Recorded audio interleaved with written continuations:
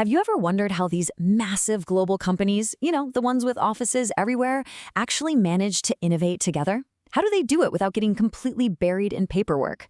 Well, today we're pulling back the curtain on a really powerful, comprehensive tool they use called the cost contribution arrangement. We're going to break down what it is, how it works, and why it's such a game changer for big international projects. I mean, just picture this for a second.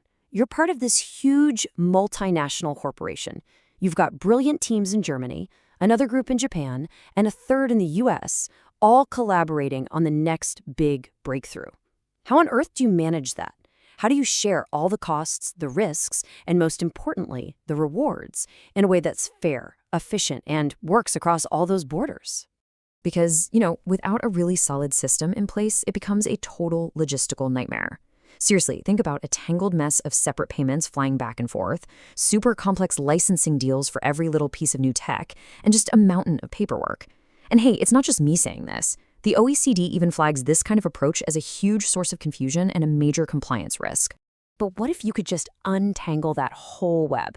What if there was a way to swap out all that crazy complexity for a single, elegant framework that just covers everything? Well, that's exactly what a cost contribution arrangement is designed to do. And that solution is the cost contribution arrangement, or CCA for short. It's built to replace that tangled mess with a really clear, streamlined system for sharing all the contributions and all the risks. It's basically a blueprint for collaboration that's both simple and incredibly well structured. Okay, so what is a CCA really? Let's break down the core idea and look at the different shapes and sizes it can come in. When you boil it all down, a CCA is a contract. The OECD basically describes it as an agreement for different parts of a company to pool their resources for some kind of shared project.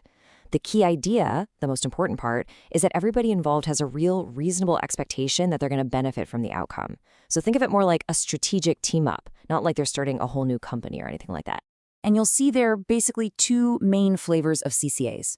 On one hand, you've got development CCAs.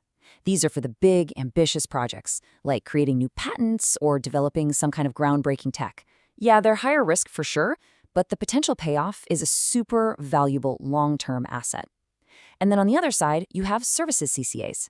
These are furthermore day-to-day shared stuff, like centralized IT support or HR services. The benefits there are much more immediate, and the risks are way, way lower. Now, here's the thing. It doesn't matter what kind of CCA you have. Every single one lives and dies by one fundamental principle. This is the big one. It's the non-negotiable golden rule that tax authorities all over the world are going to be looking for. And there it is. That's the arm's length principle in a nutshell, straight from the OECD. All this really means is that related companies have to act as if they were independent businesses striking a deal on the open market. To put it even more simply, what you put in has to match what you expect to get out. If you're going to get, say, 30% of the benefits from the project, well, then your contribution should be about 30% of the total value. That is the absolute foundation of a compliant CCA. So how do you actually make sure you're following that golden rule? Well, it breaks down into a pretty clear four-step process. First up, you've got to identify everyone who's a true participant. Second, you need to project what each one of them expects to get out of it, their share of the benefits. Third, you have to accurately value every single contribution coming in. And finally, step 4, you make sure those contributions line up perfectly with the expected benefits. All right, let's zoom in on a couple of those steps because they're absolutely critical. We need to talk about who really counts as a participant and how in the world you figure out the value of what they're bringing to the table. You see, not just anyone can be called a participant. The rules here are actually pretty strict.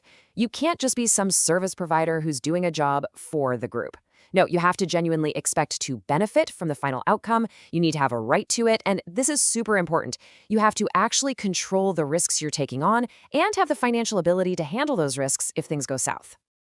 And here's another really crucial point. Not all contributions are valued in the same way.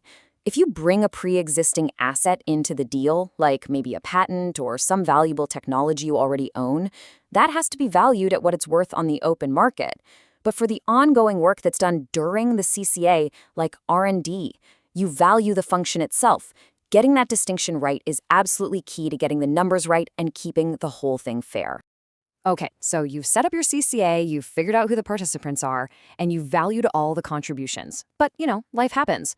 Projects evolve, things change, so how do you keep the arrangement fair and compliant over the long haul? Well, the main tool you use for that is something called a balancing payment. You can think of it as the way you true up the accounts to keep everything in check. If it turns out that one participant's actual contribution doesn't quite match their share of the benefits, they just make a balancing payment to another participant to even things out. It's what keeps that golden rule intact over time. Let's walk through a quick example so you can see exactly how this works. Let's say the total value of all contributions to a project is $16 million. Company A expects to get 75% of the benefit, so its fair share of the contribution is $12 million. Company B expects 25%, so its share is $4 million. But when you add everything up, Company A only actually contributed $10 million in value, while Company B over-contributed with $6 million. See the problem? To fix it, Company A just makes a $2 million balancing payment to Company B. Now, Company A's real contribution is $12 million, and Company B's is $4 million. Just like that, the books are perfectly balanced again. So what happens if the actual members of the group change? Well, if a new company wants to join the project after it's already started, they make what's called a buy-in payment. This compensates the original members for all the work in progress that's already been made. And on the flip side, if a company decides to leave, they get a buyout payment for the value of the interest they're leaving behind. It just ensures fairness no matter who's coming or going. And as you can probably guess, you had to document all of this meticulously. This little checklist, which is based on OECD recommendations, shows you what you need. You got to list out all the participants, define the scope of the project, how long it's going to last, and most importantly, spell out exactly how you're valuing contributions and measuring those expected benefits. This document is basically your CCA's constitution. So if there's one thing to take away from all this, it's that a CCA is an incredibly powerful, comprehensive tool, but it's also a very precise one. When you get it right, it can unlock amazing efficiencies. But if it drifts away from that arm's length golden rule, it can turn into a massive problem down the line. It really makes you stop and think, right? Is the collaboration in your company built on a truly solid arm's length foundation? Or is it just a future compliance headache waiting to happen?